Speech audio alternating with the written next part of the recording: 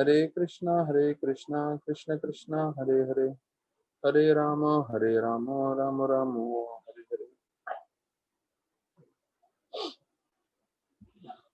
सभी भक्तों का स्वागत है आज के भागवत कथा में।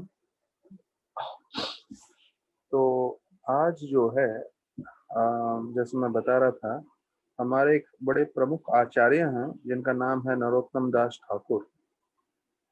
तो उनका आज तिरोभाव है। तो नरोत्तम दास ठाकुर जैसे महत्वपूर्ण आचार्य के बारे में श्रवण करने से जो है हमें उनकी कृपा प्राप्त होती है। तो नरोत्तम दास ठाकुर के बारे में मैं आपको सिर्फ इतना बताऊंगा कि इतने महत्वपूर्ण आचार्य हैं कि उनके आने से पहले, उनके जन्म होने से पहले ही बताया जाता है चैतन्य महाप्रभु जो है पद्मा नदी के पास जाके जोर से नरोत्तम नरोत्तम करके आवाज दे रहे थे।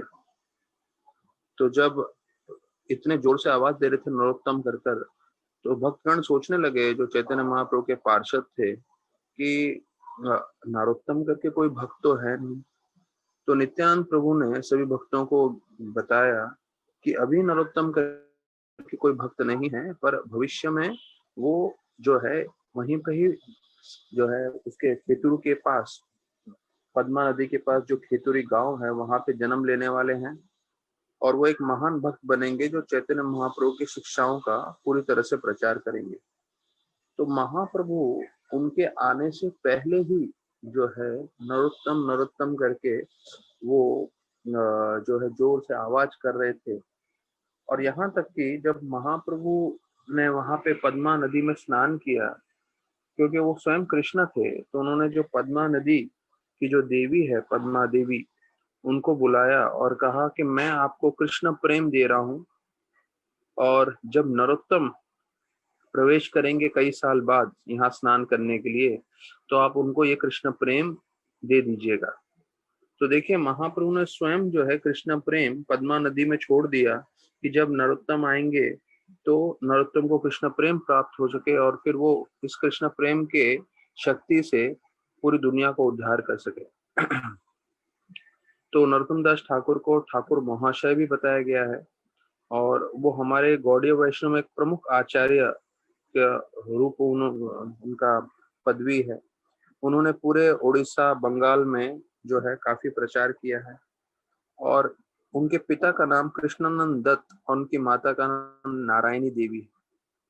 तो हमने पहले भी चर्चा किया है कि नारायणी कौन थी जो नरोत्तम दास ठाकुर की माता थी। तो वर्णन आता है कि कैसे चैतन्य महाप्रभु एक बार जो है वो बता रहे थे जब कि अगर ये जो दूसरे धर्म वाले मुगल लोग हैं उस वक्त वो राज पूरा कर रहे थे भारत पे, और चैतन्य महाप्रभु बताए कि अगर वो हमारे हरिनाम संकीर्तन के आंदोलन के विपरीत जाएंगे या हमें करने नहीं देंगे, तब मैं उनके सभा में जाके उनके मौला लोग को बोलूंगा कि आप यहाँ पे घोड़ों को लेकर आइए, हाथी को लेकर आइए और उनको हरिनाम से मदमस्त करके बताइए, अर्थात हरिनाम की महिमा से उनको पूरी तरह से कृष्ण भावनामृत करके बताइए। और फिर महाप्रभु बोले कि वो लोग नहीं कर पाएंगे, और फिर मैं उनके घोड़े, हाथी, कोई भी जानवर है उनको भी जो है कृष्ण भक्ति से पूरी तरह से उनका जीवन ओतप्रोत कर दूंगा। और ऐसा बोलते हुए उन्होंने बोला मैं आप लोग को सबूत दिखा सकता हूँ। उन्होंने सिर्फ नारायणी को स्पर्श किया जो नरोत्तम दास ठाकुर की माता है, और उस वक्त तो छोटी सी लड़की थी 3-4 साल की, और जैसे ही स्पर्श किया नरोत्तम दास ठाकुर ने, तो उससे वो भाव विभोर होके पूरी तरह से जो है नाचने लगी, जो है कृष्ण प्रेम में पूरी उन्मत्त हो गई। तो महाप्रभु ने नारायणी छोटी जो 4 साल की बच्ची थी उससे बता दिया कि कृष्ण भावनामृत का जो शुद्ध भक्ति का असर होता है उससे कैसे प्रभाव होता है। तो अभी वही नारायणी जो है भविष्य में जाके नरोत्तम की माता बनती है। और बताया जाता है कि वो बांग्लादेश में, वो लोग वहाँ उस तरफ रहते थे, और राजशी उधर का एरिया था गोपालपुर नामक जगह पे। तो बताया जाता है कि ये स्वयं जो कृष्णानंद दत्त थे वो वहाँ के काफी बड़े जगह के एक राजा के समान थे, और उनका पुत्र नरोत्तम मतलब एक प्रिंस जैसे था, एक युवराज जैसे था पूरे जगह का। नरोत्तम के बारे में बताते हैं कि आजीवन काल के लिए वो ब्रह्मचारी थे, वो कायस्थ परिवार से जुड़े हुए थे, और ये जो खेतुरी नदी है वहां पे उनका निवास स्थान था। तो उनका जन्म बताया जाता है 1520, जो इंग्लिश कैलेंडर है उसके हिसाब से बताया गया है। और बताया जाता है नरोत्तम दास ठाकुर अपने बचपन से ही जो है वो चैतन्य महाप्रभु से आकर्षित थे। और जब वो पैदा हुए थे, तो जब एस्ट्रोलॉजर और जो भविष्य देख सकते हैं उनको बुलाया गया था, तो उन्होंने बताया था कि वास्तविक में ये जो है बहुत महान भक्त हैं, और वो पूरे जगह भगवान के नाम का प्रचार फैलाएंगे। तो बचपन से उनको संस्कृत का पूरा ज्ञान था, उन्होंने जल्दी ही संस्कृत का पूरा ज्ञान प्राप्त कर लिया। थोड़े ही समय में उनको जो है संस्कृत ग्रामर, पोएट्री, कविता, वो सब चीजों में उनका पांडित्य हो गया। तो 12 साल की उम्र में बताया जाता है उनको नित्यानंद प्रभु उनके सपने में आए और उनको बोले कि आपको पद्मा नदी में जाके स्नान करना चाहिए। जहां आप स्नान करोगे तो आपको कृष्ण प्रेम प्राप्त होगा। तो एक चीज पद्मा नदी ने चैतन्य महाप्रभु को पूछा था कि नरोत्तम अंदर आएंगे मेरे नदी में, तो मुझे मालूम कैसे चलेगा, क्योंकि मेरे नदी में तो बहुत सारे लोग आते हैं स्नान करने के लिए। तो बताते हैं जैसे चैतन्य महाप्रभु पद्मा नदी में प्रवेश किए थे, तो पूरे के पूरे पद्मा नदी जो है ओवरफ्लड हो गई थी, उसमें बाढ़ जैसा आ गया था। तो महाप्रभु ने बताया था यही लक्षण रहेगा जब नरोत्तम आएंगे। तो जब नरोत्तम भी अंदर प्रवेश करेंगे तो बाढ़ आ जाएगा और आपको समझ में आएगा कि ये मेरे एक पार्षद है महत्वपूर्ण, तो आप इनको जो है कृष्ण प्रेम दीजिएगा। तो बताया जाता है वैसे ही हुआ, और जैसे उन्होंने स्नान के लिए अंदर प्रवेश किए तो पद्मा नदी ने पूरा उनको कृष्ण प्रेम जो है प्राप्त करा दिया। तो कई कथाकार का ये भी कहना है कि नरोत्तम दास ठाकुर का जो रंग था वो थोड़ा सांवला था, और जैसे ही वो इस पद्मा नदी में स्नान करते हैं, वो स्नान करके बाहर निकलते ही उनका रंग जो है स्वर्ण वर्ग का हो जाता है, जैसे महाप्रभु का रंग था। तो ये पूरा शारीरिक बदलाव आ जाता है कृष्ण प्रेम प्राप्त करने से, जो स्पष्ट रूप से सभी लोगों को दिखता है। और बोलते हैं कि वो शुरुआत से ही भले ही वो प्रिंस जैसे थे, राजा थे, लेकिन वो मधुकरी करके ही अपना भोजन प्राप्त करते थे। और जैसे मधुकरी, ये मधुकरी शब्द इसलिए आता है कि मधु मतलब शहद होता है, और एक जो बम्बल बी या जिसे हम मधुमक्खी बोलते हैं, वो मधुमक्खी क्या करता है, हर पेड़ पे हर फूल में जाके थोड़ा थोड़ा मध निकालता है। तो उस तरह से ये शब्द आया है मधुकरी, कि जो साधु होते हैं वो अलग अलग घरों में जाके थोड़ा सा रोटी या कुछ भी मांग लेते हैं और उस पे अपना निवास करते हैं। ऐसा खुद का अपने लिए रसोई बना के, खुद भोजन बना के, खुद ये सब करके इतना समय वो इसमें नहीं देते। उनका पूरा समय, ज्यादा समय भगवान का ध्यान करने में, भगवान की भक्ति, भगवान की सेवा करने में लगा रहता है। तो बताया जाता है कि वो विशेष रूप से वो प्रचार कर रहे थे, और उनका विशेष प्रचार करने का एक चीज ये था कि भले ही कोई मलेच्छा ही क्यों ना हो, मलेच्छा मतलब जो वैष्णव ना हो, हाँ, और हम लोग जानते हैं मलेच्छा मतलब जो विदेश में अ, मांसाहार करते हैं उनको मलेच्छा करके बताया जाता है। तो बोलते हैं भले वो मैलेच्छा हो, यामन हो, ब्राह्मण हो, शूद्रा हो, लेकिन कोई भी जो है वैष्णव भक्ति से जुड़ सकता है, और वैष्णव भक्ति से जुड़ के उसका पूरा जीवन परिवर्तित हो सकता है। तो उसके लिए आपका जन्म, आपका उम्र, आप कौन से परिवार में जन्म लिए हो या कौन से धर्म में हो, उसका कोई मायना नहीं है। आपने कितना ज्ञान प्राप्त किया है एजुकेशन के तरफ से, या आपके पास कितना धन है, इस सब से कुछ लेना देना नहीं है।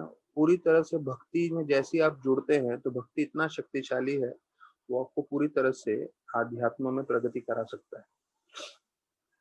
तो फिर जो है वो बोल रहे थे कि ना ही कोई सन्यासी, ना ही कोई गृहस्थ, ना ही कोई ब्रह्मचारी, जो कोई भी कृष्ण भक्ति का तत्व जानता है वो प्रचार कर सकता है। ये औपचारिक रूप से ये सब वर्ण और आश्रम दिए हैं, पर वर्ण और आश्रम पे आधारित नहीं होता। भक्ति आपके स्वयं के मेहनत पे, आपके स्वयं के भाव पे पूरी तरह से आधारित रहता है। तो बताया जाता है नरोत्तम दास ठाकुर के कई हजारों शिष्य थे, और आज भी जो हम बांग्लादेश और उस साइड का एरिया जानते हैं वहां पे उनको आज भी माना जाता है। और उनके लिए एक और चीज बताते हैं कि उनके गुरु थे, जो थे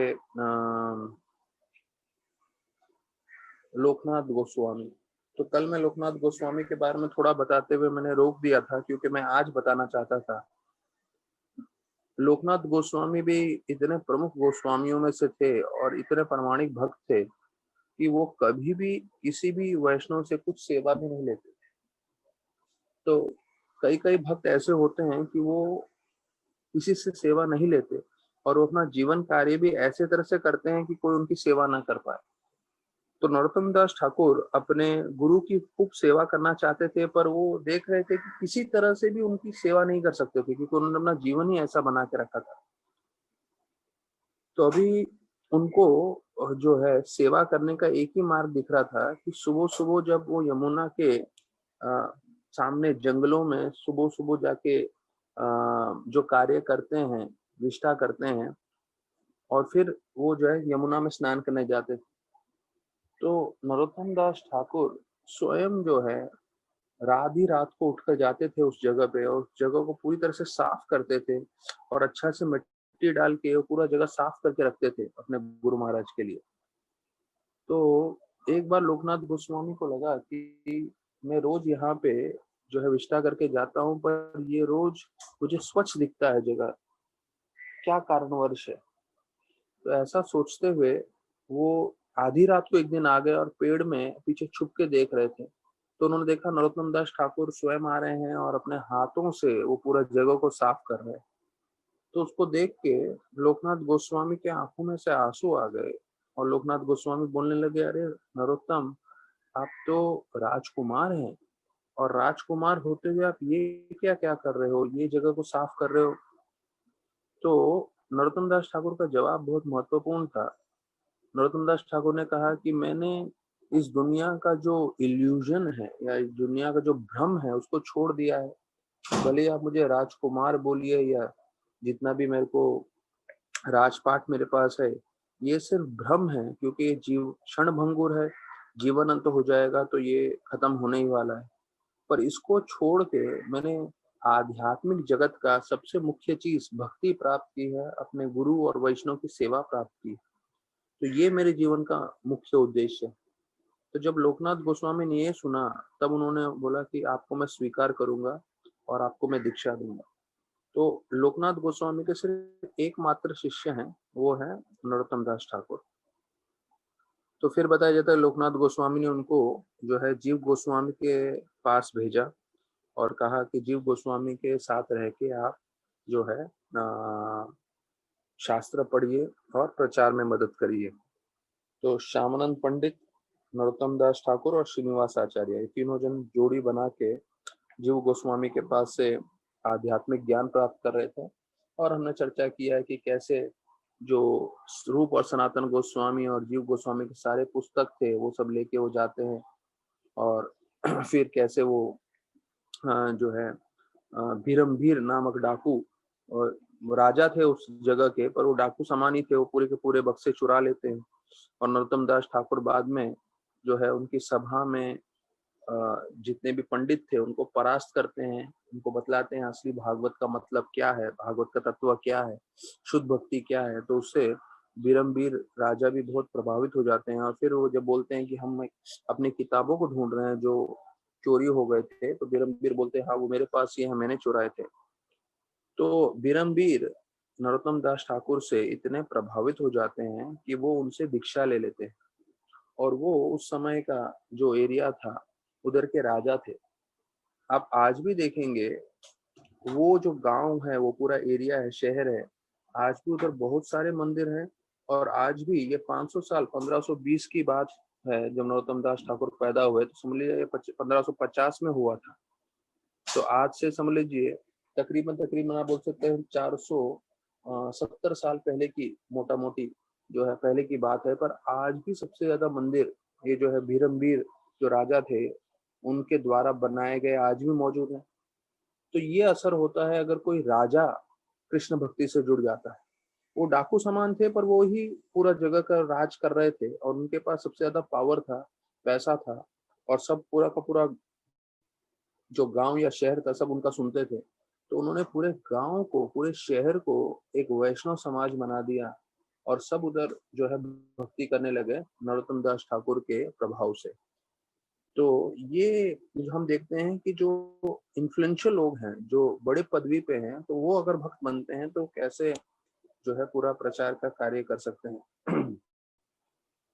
तो इनका जो है नरोत्तम दास ठाकुर का भजन भी है। तो विशेष रूप से हम लोग वो एक भजन भी, इसका जो जीवन चरित्र है होने के बाद हम चर्चा करेंगे। तो प्रभुपाद जो है उनके भजन के लिए बोलते थे, क्योंकि उन्होंने जो भजन गाए हैं वो भजन वास्तविक रूप में पूरे शास्त्रों का सार है। और अगर हम वो भजन समझ लेंगे तो पूरे शास्त्र हम समझ सकते हैं। तो हम गीता भागवत इतना चर्चा, भागवत का चर्चा कर रहे हैं, तो उसके साथ साथ ये भजन भी हम समझते रहें हमारे जीवन में, तो उसके लिए काफी हमारा लाभ हो सकता है। तो प्रभुपाद लिखते हैं कि नरोत्तम दास ठाकुर के जो भजन लिखे गए हैं, और ये भक्तिनाथ ठाकुर भी उनके बारे में बोलते थे कि वो भौतिक नहीं है, वो पूरे आध्यात्मिक जगत से आए हैं। हाँ, और हमें उसका भाषा समझने की भी जरूरत नहीं है। और वो बताते हैं भक्तिनाथ ठाकुर कि जब आसमान में बिजली कड़कती है, तो बिजली जब कड़कती है तो सब लोगों को मालूम चलता है बिजली कड़कती है, तो उसके लिए कोई भाषा जानने की जरूरत नहीं है। तो सब लोग उसकी ध्वनि सुन सकते हैं, सब लोग उसका बिजली कड़कते हुए देख सकते हैं। तो उसी प्रकार से बोलते हैं जो नरोत्तम दास ठाकुर के लिखे हुए भजन हैं वो एक बिजली के समान है, जो हमारे हृदय में पूरी तरह से प्रकाश और ध्वनि कर सकते हैं और भौतिक जो हमारी इच्छाएं हैं उसका दमन कर सकते हैं। तो बताते हैं जो पहला गौर पूर्णिम फेस्टिवल हुआ था, तो बताया जाता है मोटा मोटी ये 1570 या 1572 में हुआ था। मतलब चैतन्य महाप्रभु के जाने के बाद पहला गौर पूर्णिम जो हुआ था खेतुरी ग्राम में, जहाँ पे नित्यानंद प्रभु की भारिया जानवा माता जी सब थी और पुत्र भी थे वहां पे। तो ये जो महोत्सव था पहला गौर पूर्णिम, अभी हमारा मार्च में जब भी चैतन्य महाप्रभु का जन्म होता है तो हम लोग गौर पूर्णिम मनाते हैं। और ये जो पहला गौर पूर्णिम हुआ था वो नरोत्तम दास ठाकुर ने, श्रीनिवास आचार्य और श्यामानंद पंडित तीनों ने मिलकर किया था। और जैसे मैंने पहले बताया हुआ है, भक्ति विद्यापूर्ण महाराज बता रहे थे कि जानवा माता साक्षात नित्यानंद प्रभु जो बलराम है उनकी भारिया है, तो सबसे सीनियर थी। लेकिन वो पूरे महोत्सव में जानवा देवी ने क्या कार्य किया, जानवा देवी सिर्फ रसोई का ध्यान रख रही थी और उन्होंने बहुत भव्य रूप से जो है प्रसादम जो है सब भक्तों के लिए बनाया, भगवान के लिए अर्पण के लिए बनाया और पंचतत्व के लिए बनाया। और वो कार्यक्रम इतना शक्तिशाली था और इनकी भक्ति इतनी शक्तिशाली थी कि पंच तत्व मतलब चैतन्य महाप्रभु, नित्यानंद, अद्वैत, गदाधर, श्रीवासादि सारे के सारे पंच तत्व लीला समाप्त करके भगवत धाम जा चुके थे। लेकिन उस कार्यक्रम में पांचों के पांचों जो हैं वापस से प्रकट हुए और यहाँ तक कि सब लोग देख पा रहे थे पंच तत्वों को। और वहां पे ऐसा लीला आता है कि एक जो है भक्त था जो देख नहीं पाता था, उसको दृष्टि नहीं थी, बचपन से अंधा था, लेकिन भक्ति करता था। और जब ऐसा कीर्तन हो रहा था और इतना भव्य रूप से कीर्तन हुआ और उस कीर्तन में साक्षात पंचतत्व प्रकट हो गए, तो जो दूसरे लोग देख रहे थे तो वो लोग बोलने लगे अरे पंचतत्व साक्षात प्रकट हो गए, हम लोग साक्षात देख पा रहे हैं। तो ये जो भक्त था जो देख नहीं सकता था, तो वो जो है अपने आप को जो है महाप्रभु से प्रार्थना करने लगा कि आपने मुझे अंधा बनाया है मैंने कभी जीवन में उसके लिए आपसे कभी ये नहीं किया, उसके लिए मैं नाराजगी नहीं बताया, मैंने कभी उसके बारे में दुखी नहीं हुआ। लेकिन अगर आज आप प्रकट हुए और मैं देख नहीं पाऊं, तो वास्तविक रूप में मेरे अंधे होने का मुझे जीवन भर दुख रहेगा। तो आप कृपा करिए, मुझे कम से कम अभी के लिए दृष्टि दीजिए। और बोलते हैं, जब उन्होंने ऐसे दिल से भक्ति भाव से प्रार्थना की, तो महाप्रभु ने तुरंत उसको दृष्टि दी, और वो दृष्टि देख के स्वयं जो है पूरे पंच तत्वों को वो भी देख पाए, और उसके बाद आजीवन काल के लिए उनको जो है उनकी दृष्टि बनी रही। तो देखिए, ऐसे अद्भुत सब थे। तो भक्ति विद्यापति महाराज बता रहे थे कि जानवा माता जो नित्यानंद प्रभु की बीवी है, सबसे सीनियर वैष्णवी के पद में है वो वहां पे, पर उन्होंने न उधर प्रवचन किया, न उन्होंने वहां कीर्तन किया, और वो सिर्फ पीछे रह के रसोई संभाल रही थी। और उन्होंने ऐसे सेवा किया कि सारे भक्तगणों को जो है भर के प्रसाद कराया। और वहां पे अगर आप उस खेतुरी ग्राम के फेस्टिवल का बंगाली में वो जो लिखे हुए हैं वो पढ़ेंगे, तो बोलते कमरे भरे हुए थे सब्जियों से, दाल से, पकोड़ों से, खीर से, रबड़ी से, और फुल जो उनके अलग अलग आइटम्स थे, कमरे भर भर के बनाए थे। कमरे भर भर के मतलब हम लोग सिर्फ बाल्टी भर भर के जानते हैं इस्कॉन में। हम्म, कमरे भर भर के बनाए थे। और बोलता है सब लोग भव्य रूप से प्रसाद लेके आनंदित होके गए। उसके बाद जो लोग ने बनाया भक्तों ने, जानवा माता ने खड़े रह के जो है उन सब भक्तों को बैठा के भरपूर प्रसाद कराया। और सभी भक्तों का प्रसाद होने के बाद अंत में जानवा माता ने लिया।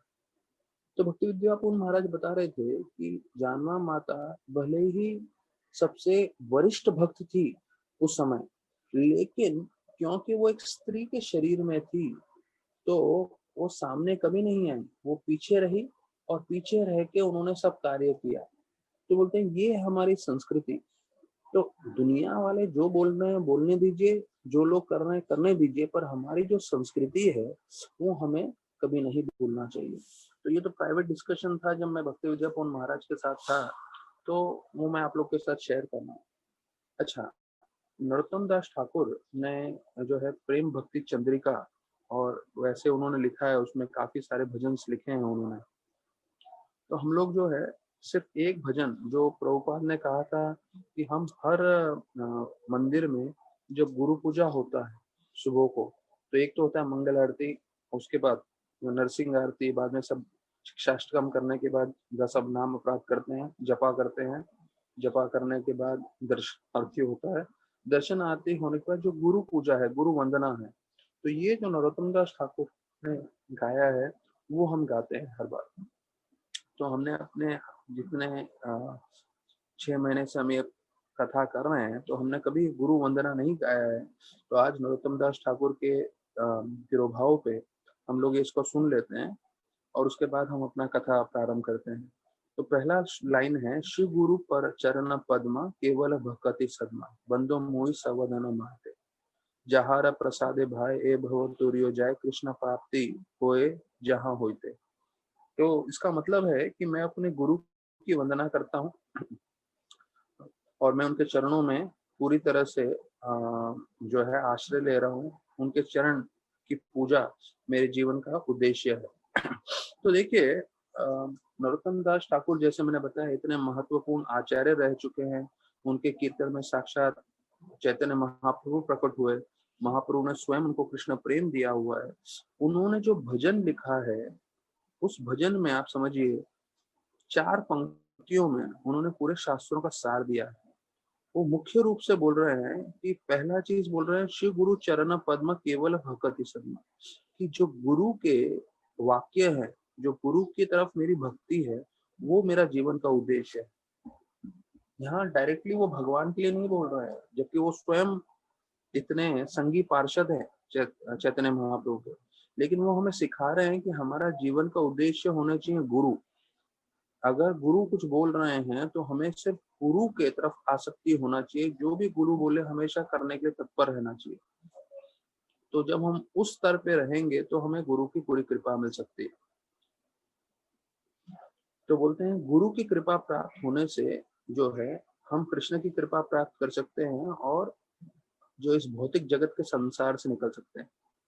तो अब भले ही ये चीज आप लोग को मैं आपको बता दूं कि मैं अपने स्तर पे बहुत मैंने ज्यादा प्रचार नहीं किया, ज्यादा सेवा नहीं किया है, लेकिन जब कोई भक्त सिंसियरली मेरी बात फॉलो कर रहा है, और ऐसा नहीं है कि मैंने उनको जाके बोला है कि मैं आपसे बहुत प्रसन्न हूँ, पर जब भी मैंने देखा इस चीज को और किसी ने भी किया है, तो मैं आपको बता रहा हूँ कि मेरे एक छोटे से लेवल पे भी मैंने देखा है कि उन्होंने भक्ति में काफी प्रगति की है और वो काफी भक्ति में स्थिर रहे हैं।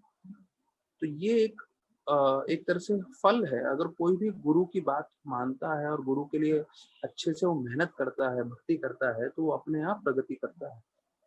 तो प्रगति करना मतलब ये नहीं कि गुरु साक्षात रूप से आए, आपके सर पे हाथ रखे, आशीर्वाद दे और बहुत सारे आपको स्तुतियां करें कि आप प्रगति करो, आप जो है आध्यात्मिक जीवन में आपकी उन्नति हो। ऐसे नहीं होता। वास्तविक रूप में जब आप नियमित रूप से नियम पालन कर रहे हैं, जब आप माला कर रहे हैं, भक्ति कर रहे हैं, मन साफ रख के सेवा करने की कोशिश कर रहे हैं, या जो भी आपके स्तर से आप प्रचार कर रहे हैं, जो भी कर रहे हैं, घर का कार्य कर रहे हैं, अगर आप प्रामाणिकता से कर रहे हैं तो अपने आप आपको गुरु की कृपा प्राप्त होगी। दूसरे लाइन में बोलते हैं, गुरु मुख पद्म वाक्य चितित कोरियो आख्या हर न कोरियो मने आशा। कि जो गुरु के मुख से कुछ वाक्य आता है वो मेरे जीवन का उद्देश्य होता है, मुझे वो ही पालन करना है और मेरे जीवन में कोई इच्छा नहीं है। शिव गुरु चरण रति यही से उत्तम गति जे प्रसादे पूरे सर्वाश। और फिर बोलते हैं कि आध्यात्मिक जीवन में तरक्की करने का एक ही तरीका है, वो है गुरु के चरणों पे ध्यान करना, गुरु की सेवा करना। तो बोलते हैं उनकी कृपा से हमारी जितनी भी आध्यात्मिक इच्छाएं हैं वो सब भी पूरी हो सकती है। फिर तीसरे में बोलते हैं, चक्षुदान दिलो देहि जन्म जन्म प्रभु से दिव्य ज्ञान हृदय प्रकाशित हो, प्रेम भक्ति जहाँ होते अविद्य विनाश दत्ते वेदे गाय जाहर चरित। तो बोलते हैं गुरु ने मुझे आध्यात्मिक ज्ञान दिया है, तो इसलिए मुझे जन्मों जन्मों से इसका आध्यात्म का ज्ञान मुझे प्राप्त हुआ गुरु के कारण, और ये चीज मेरे हृदय में ज्ञान प्राप्त हुआ प्रेम भक्ति उनके कारण, और मेरा जो अंधकार था वो विनाश हुआ। इसलिए पूरे वैदिक शास्त्र जो है गुरु की महिमा गाते हैं।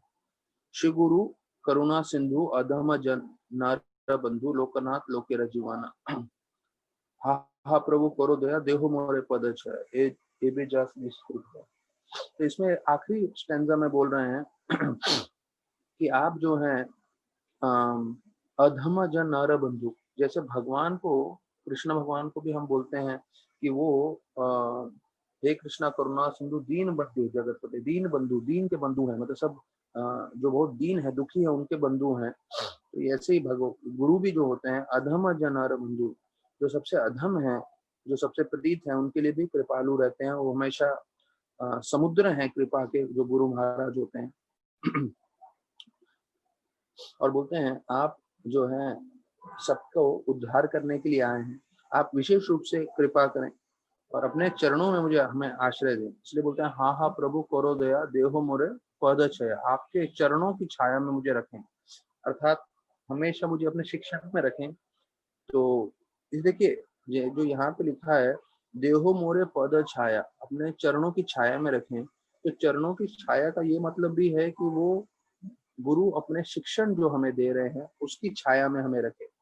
तो आजीवन काल के लिए अगर हम गुरु की कथा सुनने को तैयार हैं, जो है भागवत का पाठ सुनने को तैयार हैं, भक्ति करने को तैयार हैं, तो ये जो है गुरु की छाया है।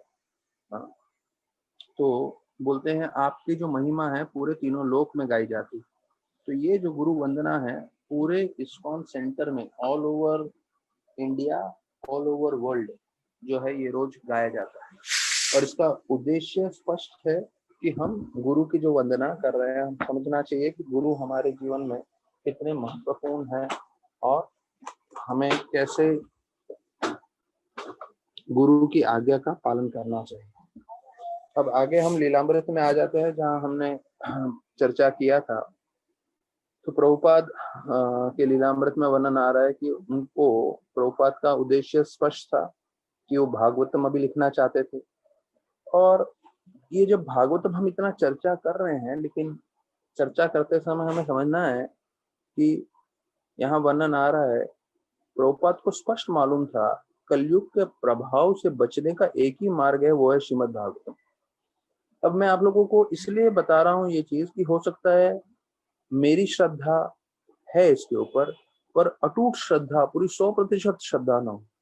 तो वैसे आप लोग जो श्रवण कर रहे हैं, क्योंकि हम लोग शुद्ध भक्त नहीं है, हमारी 100% श्रद्धा ना हो, पर जैसे प्रभुपाद बताते हैं कि थ्योरेटिकली हमें पहले स्वीकार कर लेना चाहिए अपने जीवन में, और फिर उस पर कार्य करते रहना है। तो उसी प्रकार से अभी हम समझते हैं कि इसके कारण कलयुग में जितने भी दोष हैं उसका निवारण हो सकता है। तो कलयुग के जितने भी दोष है उसका निवारण के लिए हमें भागवतम स्वीकार करना चाहिए अपने जीवन में, दूसरों के जीवन में। तो जैसे मैंने पहले बताया है कि जब हमारी कथा करते हैं, कीर्तन ध्वनि महामंगल उठिला, चतुर्दोष लोक भरी ब्रह्मांड भेदिला। अर्थात जब हम हरि ध्वनि करते हैं, भले ही वो कीर्तन करें, भले ही वो कथा करें, तो उसका असर इतना शुभ होता है। तो जितने हम लोग श्रवण कर रहे हैं, कथा सुन रहे हैं, वो हमारे जीवन में तो कल्याण होगा ही होगा, लेकिन क्योंकि ये भागवत महायज्ञ है, उसका हम उच्चारण कर रहे हैं, तो उसके ध्वनि से महामंगल होता है। सिर्फ पृथ्वी पे ही नहीं, सिर्फ हमारे परिवार या हमारे सदस्य घर वालों के पे ही नहीं बताया जाता है, इसका असर 14 लोगों तक जाता है। इतना शक्तिशाली है भागवतम। तो यहाँ तक कि स्वयं भगवान कृष्ण बताते हैं कि भाई इसका पाठ नित्य रूप से करना चाहिए। और इसका जो भागवत का जब लेख हुआ था, तो जब भगवान अपनी लीला समाप्त करके चले गए थे, तो सूत गोस्वामी बताते हैं कि भगवान श्रीमद् भागवतम के रूप में आए, जो एक सूरज के समान है। और जब सूरज होता है तो सूरज के सामने अंधकार नहीं रहता है। तो जैसे प्रभुपाद लिखते हैं चैतन्य चरितामृत का श्लोक, कृष्ण सूर्य समान, माया है अंधकार, जहाँ कृष्ण तहाँ नहीं माया अधिकार। कि जहाँ कृष्ण है, जहाँ कृष्ण की भक्ति है, वो सूर्य के समान है, और सूर्य के सामने कभी अंधकार नहीं रह सकता। तो वहां पे जहां भी भक्ति हो रही है, कृष्ण का पाठ हो रहा है, नामकरण हो रहा है, तो वहां पे माया का प्रभाव नहीं रह सकता, वहां पे कोई अवगुण नहीं रह सकते। तो यहाँ पे वर्णन किया गया है कि व्यासदेव जी को जो है साक्षात नारद मुनि ने ज्ञान दिया, और फिर व्यासदेव जी को पूरी दृष्टि प्राप्त रही। उन्होंने भगवान को भी देखा, माया को भी देखा, और उनको समझ में आया कि भाई जीव को माया के प्रपंच से बचना है, तो मुझे भगवान की कथा का रचना करना चाहिए, जिससे वो माया के जाल से छूटकर जो है भक्ति में लग सकता है और माया के प्रपंच से बच सकता है।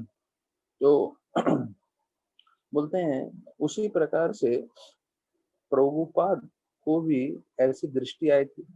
हम लीलामृत में आगे पढ़ेंगे, जब प्रभुपाद राधा दामोदर मंदिर में निवास करते हैं, तो वहां पे उनको एक बार जब वो भागवतम लिख रहे थे, तो उनके गुरु महाराज भक्ति सिद्धांत ठाकुर और रूप गोस्वामी दोनों आते हैं साक्षात रूप से मिलने के लिए रात्रि के समय में। अब हमें मालूम है कि दोनों, रूप गोस्वामी और भक्ति सिद्धांत ठाकुर, दोनों अपनी लीला समाप्त करके जो है भगवत धाम जा चुके थे, लेकिन वो अपने आध्यात्मिक शरीर में आते हैं और उनको दर्शन देते हैं प्रभुपाद को, और बोलते हैं हमने आपको चुना है और हमने आपको आध्यात्मिक शक्ति दी है, जिससे आप ये भागवत का प्रचार पूरे विश्व में कर सके। और उसके बाद प्रभुपाद जो है अमेरिका जाते हैं और पूरे विश्व भर में जो है इसकी स्थापना करते हैं। तो वो भी आगे आएगा, पर यहाँ पे संक्षेप में मैं आपको बता रहा हूँ।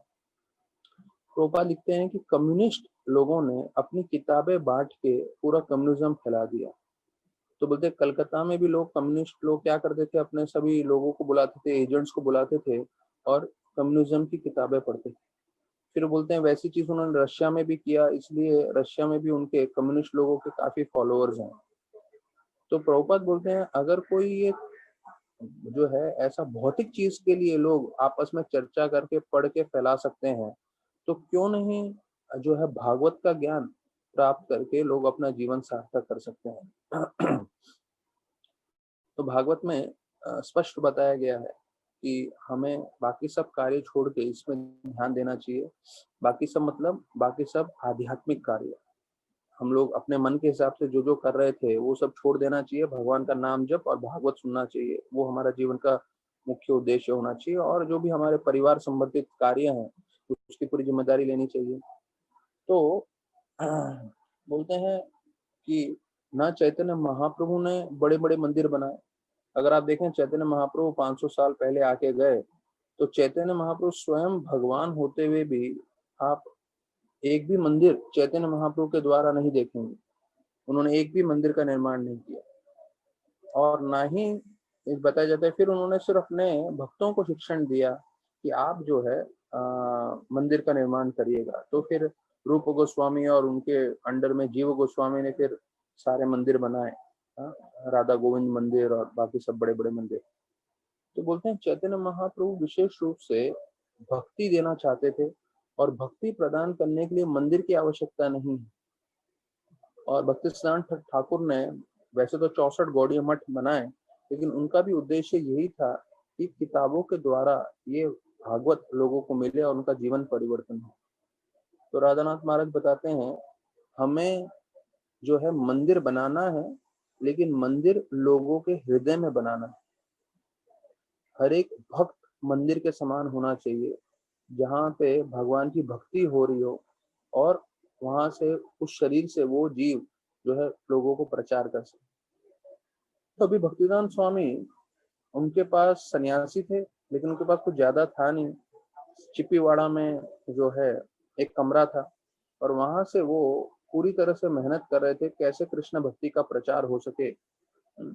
तो चिपीवाड़ा मतलब कैनॉट प्लेस के पास जो वर्णन आ रहा है, मैं देखा नहीं हूँ जगह पर, कैनॉट प्लेस में जानता हूँ क्योंकि मैं दिल्ली में रहा हूँ। वो बहुत ही भीड़ भाड़ का इलाका है। कोई ऐसा नहीं है कि बहुत बढ़िया जगह था, बहुत बढ़िया कमरा था और बहुत बढ़िया फैसिलिटी था, ऐसा कुछ नहीं है। वो पूरा भीड़ भाड़ का, जैसे हम लोग मुंबई में बोलते हैं ना गोल देवल का जगह हो या जो है ऐसा कोई बॉम्बे सेंट्रल का जो भीड़ भाड़ का इलाका है, वैसा जगह में चिपीवाड़ा जगह था। तो यहाँ पे बोल रहे हैं कि जो मैंने आपको पहले बताया था कि जब प्रभुपाद ने अपने शिष्यों को भेजा था भक्तिसिद्धांत ठाकुर ने, तो इंग्लैंड के वो जेटलैंड से मिले थे, मार्क्वेस ऑफ जेटलैंड, यहाँ वर्णन आ रहा है। तो जब उनको ये 4 नियम के बारे में बताया था तो उन्होंने जोर से हंसते हुए बोला था असंभव। तो ये जो विदेशी लोग हैं उनके लिए ये सब पालन करना असंभव था, लेकिन प्रभुपाद को पूरी तरह से श्रद्धा था कि जहाँ ये भागवत का ज्ञान आएगा तो भागवत की शक्ति से लोगों के हृदय में परिवर्तन आ जाएगा। और प्रभुपाद ये भी स्वीकार करते हैं कि ये भागवतम लिखते समय हो सकता है मेरे अंग्रेजी में थोड़ी त्रुटियां हों, और इतने प्रभुपाद के साथ उस वक्त अकेले वो मेहनत कर रहे थे, एडिटर नहीं था कोई, और ऐसा नहीं लग रहा था कि उनका जो है फुल वो ना प्रूफ रीडिंग हो रहा हो उनके किताबों का वगैरह वगैरह। लेकिन प्रभुपाद स्पष्ट बताते हैं पहले स्कंद भागवतम में ही कि भागवतम स्वयं इस बात की स्तुति करता है कि कोई भगवान का गुणगान कर रहा हो, कोई भगवान की महिमा के बारे में बोल रहा हो और उसमें कोई त्रुटियां हो, तो लोग त्रुटियां नहीं देखते पर गलतियां नहीं देखते, पर भगवान की जो महिमा है, गुणगान है, उससे प्रभावित हो जाते हैं। तो ये जो फर्स्ट कैंटो का 5th चैप्टर का जो श्लोक है, तद्वाद विसर्गो जनता विप्लव, उसका तात्पर्य में यहाँ से फिर बताया गया है। जहाँ प्रभुपाद बता रहे थे अगर आपके घर में आग लगा हो और आप विदेश में कहीं ठहरे हो, आपको विदेश जहाँ ठहरे हैं वहाँ की भाषा नहीं मालूम है, लेकिन फिर भी आप पड़ोसी को लेकर आएंगे और पड़ोसी को बताने की कोशिश करेंगे कि आपके घर में आग लगा है। तो प्रभुपाद वही चीज बताते हैं कि भाषा जरूरी नहीं है, जरूरी है कि हम किसी ना किसी तरह से ये चीज दूसरों को बताएं, क्योंकि वास्तविक रूप में दुनिया में आग लगी हुई है और दुनिया को बचाना है तो वो है, उसका एक ही तरीका है, वो है श्रीमद् भागवतम। और पूरे विश्व में इससे बदलाव आ सकता है। और हम देख रहे हैं कि कैसे पूरी जो है आज की तारीख में, आज की संख्या में पूरे विश्व में परिवर्तन आ रहा है लोगों में। जो लोग इससे जुड़ रहे हैं, जो लोग प्रामाणिकता से इसके ऊपर अपने जीवन में अमल कर रहे हैं। तो बताते हैं कि प्रभुपाद जो है उनके पास पुराना कैसे तो टाइपराइटर कहीं से प्रबंध किया था और वो काफी समय टाइपिंग करते रहते थे, और जितने भी पन्ने निकलते थे उसको एक पत्थर रख के उसको एक साथ जो है वो जमा करके रखते थे। तो बोलते हैं प्रभुपाद के लिए खाना और सोना जो है, हम सबको मालूम है शरीर के लिए खाना और सोना बहुत आवश्यक है, लेकिन प्रभुपाद के लिए खाना और सोना बिल्कुल ऐसा होता था कि कभी बीच में थोड़ा खा लिए, कभी थोड़ा बीच में सो लिए, और पूरा समय जो है वो भागवतम की सेवा में लगे थे, क्योंकि वो चाहते थे ये भागवतम के द्वारा वो पूरी तरह से बदलाव ला सके। तो उधर बताया जाता है 61 की बात है, अभी हम 65 के पास पहुंच रहे हैं, क्योंकि 65 में अभी इसके बाद एक और अध्याय है, और उस अगले अध्याय में प्रभुपाद वेस्ट में जाने का पूरा उनको ये मिलेगा, सुमृति मोरारजी से टिकट, जिससे वो स्टीम शिप में जाने वाले हैं। तो अभी 5 साल बचे हैं, तो अभी 61 के फरवरी की बात चल रही है। उनके गुरु महाराज का व्यास पूजा था, मतलब जन्मदिन। तो उनके जितने भी शिष्य थे वो लोग सब साथ में मंदिर में मिलके कीर्तन किए और उन्हें फूल अर्पण किया। और जो है जो है ऑफरिंग चल रहा था, तब भक्ति वेदांत स्वामी उन्होंने बोला कि अभी भक्तिचरण ठाकुर का इच्छा क्या था कि पूरे विश्व भर में प्रचार हो। तो वो पूरे विश्व के हिसाब से प्रचार के बारे में सोच रहे थे और बोल रहे थे कि हाँ, ये अच्छा है फूल अर्पण करना, लेकिन सिर्फ जो गुरु महाराज है सिर्फ फूल नहीं चाहते थे अपने भक्तों से द्वारा, वो चाहते थे हर एक भक्त इस भक्ति के मार्ग को समझे, अपने जीवन में लागू करे और दुनिया भर में बदलाव लाए। तो बोलते थे अभी भक्तिचरण ठाकुर के जितने भी शिष्य थे वो लोग अपना अपना सेंटर लेके बैठे हुए थे, और उनका जो है विश्व भर में प्रचार करना तो छोड़ो, भारत में प्रचार करने का भी कोई चिंता नहीं कर रहा था। उनको इतना ही चल रहा था कि हाँ, इतना धन आता रहे जिससे हमारा दिनचर्या चलता रहे, हमारा पैसा चलता रहे, और हमें पैसे की कमी ना हो, और हमारा मंदिर और हमारा जीवन चलता रहे। ऐसे करके जितने भी मुख्य शिष्य थे भक्तिचरण ठाकुर के, उनका वो सोच विचार था। ये सब मैं इसलिए बता रहा हूँ कि जब हम ये सुन रहे हैं तो हमें समझना चाहिए, क्योंकि हो सकता है आप और मैं भी इसी विचार में हो कि बस हमारा जीवन चल जाए किस तरह से, इतना धन आ जाए जिससे हमारा जीवन में कोई तकलीफ ना हो। सब लोग इसी के बारे में सोचते रहेंगे तो फिर हम आध्यात्म रूप से काफी चीज नहीं कर पाएंगे। तो हमें आध्यात्म के रूप से भी जो है आगे बढ़ाने की कोशिश करनी चाहिए। तो बताया जाता है भक्तिचरण ठाकुर और प्रभुपाद दोनों जो है एक चीज बोलते थे, बेटर लेट देन नेवर, अर्थात देर आए दुरुस्त आए। हम जब भी भक्ति से जुड़े, भले ही हम देर से जुड़े, लेकिन जब भी जुड़े हैं तो अभी हमें उनको जो है तीव्रता से लेनी चाहिए और आगे बढ़ना चाहिए। तो उन्होंने पोएट्री लिखी भक्तिचरण ठाकुर के आविर्भाव पे। वो बोल रहे थे कि कब वो दिन आएगा, प्रभुपाद की इच्छा, जो वो बोल रहे थे भक्ति सिद्धांत ठाकुर की इच्छा है, कब वो दिन आएगा जब सब घर, जितने भी घर हैं, वो वास्तविक रूप में पूरी दुनिया में घर नहीं मंदिर बन जाएंगे। मतलब सब लोग जो है भक्त बन जाएंगे और हर घर में भगवान के विग्रह हो गए, भगवान की सेवा और पूजा होगी। और बोलते हैं कब वो दिन आएगा जब हाई कोर्ट के जज तिलक लगा के जो है अपने गद्दी पे बैठेंगे। तो ये प्रभुपाद की इच्छा थी कि हाई कोर्ट के जज भी तिलक लगा के अपने ड्यूटी पे बैठे, अपने हाई कोर्ट में बैठे और डिसीजन दें, मतलब वो भी वैष्णव बनने चाहिए। और कब ऐसा समय आएगा कि एक वैष्णव जो है वो प्रेसिडेंट बनेगा, प्राइम मिनिस्टर बनेगा, और उनके द्वारा प्रचार पूरे विश्व में फैलेगा। तो देखिए ये इतना ऊंचा जो है प्रभुपाद की इच्छा थी।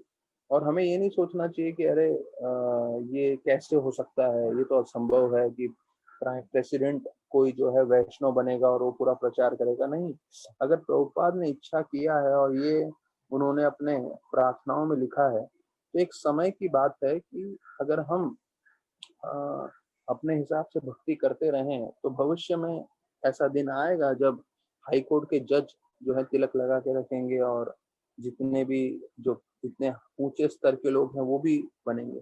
कैसे होगा, कब होगा, वो नहीं मालूम है, पर ये संभव हो सकता है क्योंकि एक शुद्ध भक्त की इच्छा है और हमें जो है अपना योगदान करना है। जैसे बोलते हैं इस्कॉन की बड़ी दुनिया में हमें अपना छोटा सा जो हमारा सेवा है वो ध्यान पूर्वक करना है। इस्कॉन की दुनिया बड़ी है, बहुत बड़े बड़े भक्त हैं, लेकिन इतने बड़े भक्तों के बीच में हमें अपनी भक्ति का कार्य अच्छे से करना है। अभी ये जो हम 11वां श्लोक ले रहे हैं, श्रीमद् भागवतम के 9वें अध्याय 4 स्कंद का। तो ये भी बहुत महत्वपूर्ण श्लोक में से एक है। इसमें बताते हैं, भक्ति मुहुः प्रवताम त्वयि में प्रसंगो वो याद अनंत महतम अमल्यास्यमानाम ये ना जो ये ये ना जनश्लोभनम कुरु व्यसाम भवाद्भीम नेशे भवाद गुण कथामृतम पान माता। ये भी सबसे प्रमुख श्लोकों में से एक है जो कई बार कोट किया जाता है, सबसे इम्पोर्टेंट श्लोकों में से बताया गया है। तो इसमें बोलते हैं, अभी ध्रुव महाराज देखिए क्या मांग रहे हैं। अभी हमें मालूम है, हम श्लोक सुनते जा रहे हैं कि कैसे ध्रुव महाराज भगवान की स्तुति कर रहे हैं। तो ध्रुव महाराज अभी भगवान विष्णु साक्षात सामने खड़े हैं और उनसे क्या मांग रहे हैं। वो बोल रहे हैं, मुझे आपके भक्तों का संग चाहिए। हाँ, आपके महान भक्तों का संग चाहिए जो हमेशा आपकी सेवा में लगे रहते हैं। जिस तरह से एक नदी हमेशा बहती रहती है। तो हमने देखा है कि पहले स्कंद में भी कुंती महारानी भी जब प्रार्थना करती है, तो ही मैं अनन्या विषा मतिर्मधि पते सकृत रतिमुद्वत आगाहम गंगे वागु मधुनवती। बोलते जैसे गंगा हमेशा नदी की ओर तीव्र गति से बहती रहती है, तो गंगा के सामने बड़े बड़े पत्थर आ जाएं, पेड़ आ जाएं, कुछ भी आ जाए तो वो रुकता नहीं है गंगा का बहाव। तो उसी प्रकार से और बोलते हैं, एक भक्त वैसा होता है, उसका जो है भक्ति कभी नहीं रुकता, चाहे कितने ही अड़चन क्यों ना आ जाए। तो फिर उसके बारे में आगे बताते हैं कि ऐसे भक्त जो हैं पूरी तरह से शुद्ध स्तर पे रहते हैं और वो पूरी तरह से भगवान में ध्यान लगा के रखते हैं, भगवान की भक्ति में पूरी तरह से मग्न रहते हैं। और बोलते हैं, ऐसी भक्ति से इस भव सागर से बाहर निकल सकते हैं। और ये जो भव सागर है उसको बोलते हैं, they are like waves of blazing fire like dangers. मतलब हमने ये सुना है, जो लहरें आती हैं पानी की, जो हम समुद्र के पास जाते हैं तो हम देखते हैं ना, पानी का, जल का, समुद्र से लहरें आते हैं। और यहाँ पे बता रहे अग्नि के लहरें निकल रही हैं इस भौतिक जगत से, जहाँ पे हर कदम कदम पे खतरा है। तो ऐसे भौतिक जगत में से जो निकलना नहीं चाहे वो उसकी इच्छा है। लेकिन एक जो भक्त होता है वो जो है ऐसे शुद्ध भक्तों के संग में जो है रहकर भगवान की भक्ति करके निकल सकता है। तो भगवान की कैसे भक्ति करनी है वो अभी आखिरी लाइन में आ रहा है। यहाँ पे बताया गया, नेशे, नेशे मतलब ये निकलना इस भौतिक जगत से। तो उसका तरीका क्या है, भवत गुण कथामृतम, कथा अमृतम। तो जो कथा है भगवान की वो अमृत के समान है, कथा अमृतम। तो उसको पान, पाना मतलब उसको श्रवण करके, उसको पी के जो है मैं निकलूंगा। तो ये आपके गुणों का, भवाद गुण, आपके जो गुण हैं, आपकी जो लीलाएं हैं, आपने जो कार्य किए हैं वो हम श्रवण करेंगे, जो अमृत के समान है उसको हम प्राप्त करेंगे और उससे हमारा जीवन सार्थक होके हम इस भौतिक जगत से निकल सकते हैं। एक योग्यता इसमें बताते हैं, उसमें प्राप्त करने के लिए मत्तः शब्द का प्रयोग आ रहा है अंत में। मत्तः मतलब मैड या पागल। तो बोलते हैं हमें तकरीबन तकरीबन पागल होना चाहिए इसके लिए। क्यों? जैसे बोलते हैं, एक अंग्रेजी में सेइंग है जो मैं अंग्रेजी में बोलता हूँ, उसके बाद हिंदी में अनुवाद करूंगा।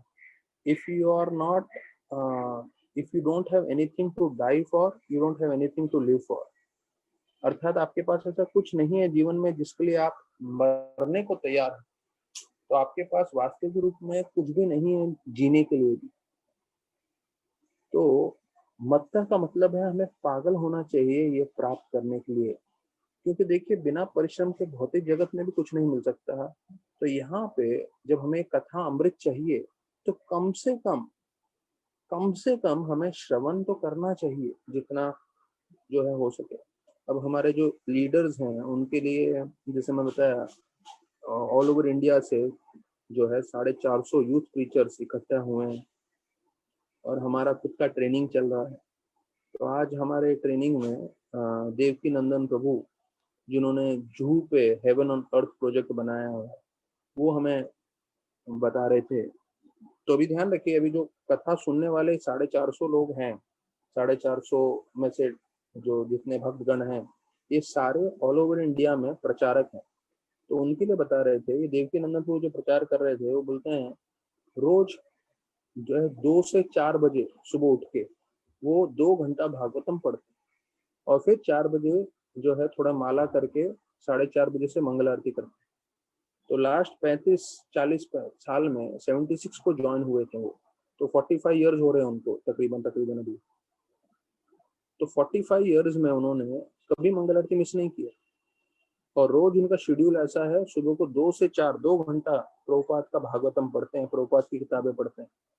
और उन्होंने जो है हेवन ऑन अर्थ प्रोजेक्ट जू पे जो इतना भव्य रूप से बनाया है और वहाँ पे जो है सबसे टॉप लोग ऑल ओवर बॉम्बे के जू एरिया के सब लोग वहाँ पर आते हैं अभी, इतना फेमस बना दिया है हेवन ऑन अर्थ जू का प्रोजेक्ट।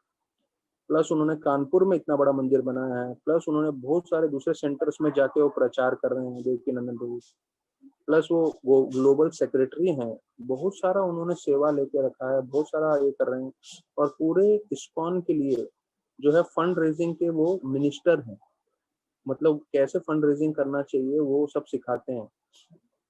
तो वो खुद बता रहे थे कि 2 से 4 वैसे सालों साल उन्होंने भागवतम पढ़ा है।